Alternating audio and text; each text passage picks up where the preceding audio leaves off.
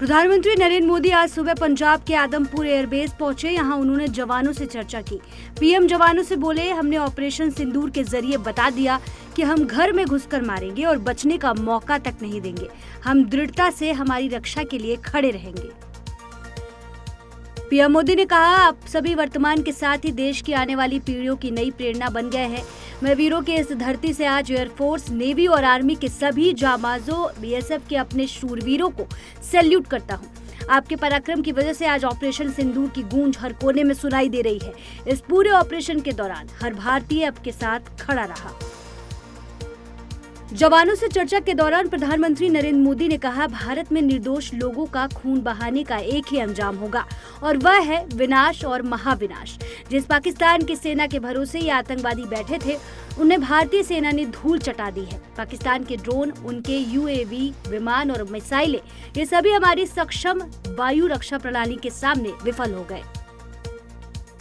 PM Modi ने आगे कहा, आज हमारे पास नई टेक्नोलॉजी का सामर्थ्य है जिसका पाकिस्तान सामना नहीं कर सकता है। एयरफोर्स सहित सभी सेनाओं के पास दुनिया की बेस्ट तकनीक है। भारत की वायुसेना सिर्फ हथियारों से ही नहीं, डेटा और ड्रोन से भी दुश्मन को छकाने में माहिर हो गई है। पीएम ने कहा, ऑपरेशन सिंदूर में मैन पावर के साथ ही मशीन का कोऑर्डिनेशन भी अद्भुत रहा। भारत के पारंपरिक एयर डिफेंस सिस्टम, आकाश जैसे made in India platform, S-400 जैसे आधुनिक डिफेंस सिस्टम ने अभूतपूर्व मजबूती दी है। पाकिस्तान की लाख कोशिश के बाद भी हमारे एयरबेस और डिफेंस इंफ्रास्ट्रक्चर पर आज तक नहीं आई।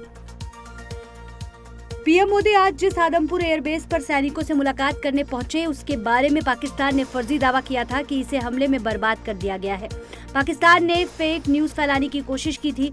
हालांकि विदेश सचिव विक्रम मिस्री ने प्रेस वार्ता में तस्वीर शेयर करते हुए कहा था कि पाकिस्तान के ये दावे बिल्कुल गलत है। अब पीएम मोदी के इस दौरे ने पाकिस्तान को और भी बेनकाब कर दिया है। जम्मू कश्मीर के शोपियां में लश्कर-ए-तैयबा के 3 आतंकी मारे जाने के बाद सुरक्षा बल सर्च ऑपरेशन चला रहे हैं। वहीं एनकाउंटर में मारे गए तीनों आतंकियों की पहचान हो चुकी है। सभी आतंकी कश्मीर के थे। मारे गए आतंकी शाहिद कुट्टी और अदनान शफी शोपिया के ही रहने वाले थे और कई हमलों में शामिल थे। वहीं तीसरे आतंकी का नाम हारिस नजीर था। यह पुलवामा का रहने वाला था।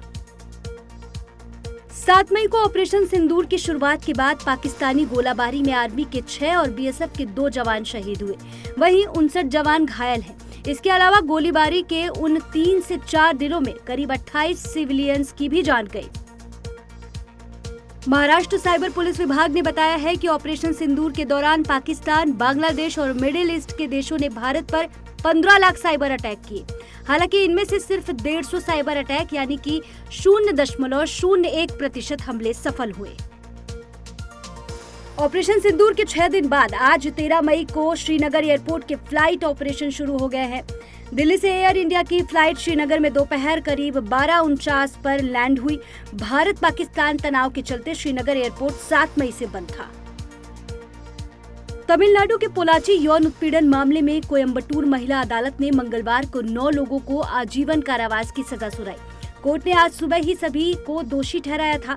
कोर्ट ने पीड़ित महिलाओं को कुल 85 लाख रुपए का मुआवजा देने का आदेश भी दिया है। पोलाची में 2016 से 2018 के दौरान 9 लोगों ने कई महिलाओं के साथ दुष्कर्म किया था। पीड़ितों में ज्यादातर कॉलेज की छात्राएं थी।